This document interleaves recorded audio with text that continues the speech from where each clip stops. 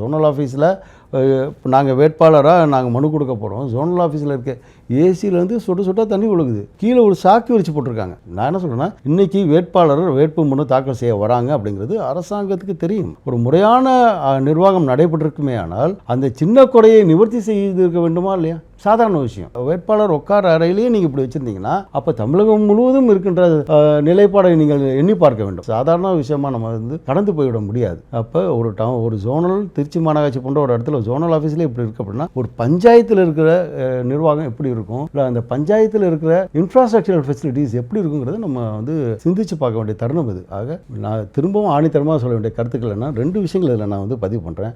2 அமைச்சர்கள் இருக்கின்ற ஒரு மாநகராட்சி இவ்வளவு கேவலமாக இருக்கின்றதுன்னா ரொம்ப கஷ்டமா இருக்கு. இதே எங்களுடைய ஆட்சியில் உள்ளாட்சி அமைச்சராக எங்களுடைய அண்ணன் அன்பு சகோதரர் வேலுமணி அண்ணன் இருந்தாங்க. அங்கே போய் பாருங்க, கோயம்புத்தூரில் எவ்வளோ ஃபெசிலிட்டிஸ் டெவலப் பண்ணியிருக்காங்க, எவ்வளோ இன்ஃப்ராஸ்ட்ரக்சரல் ஃபெசிலிட்டிஸ் டெவலப் பண்ணியிருக்காங்க. சார் இன்னமும் நான் சொல்கிறேன், திருச்சி கிழக்கையும் மேற்கையும் இணைக்கின்ற வகையில் சரியான போக்குவரத்து வசதியே இல்லை. அப்போ அதற்கான தீர்வு என்னங்கிறது நம்ம பார்க்கணும் அப்படிங்கிறது தான் முதன்மையான பிரச்சனை.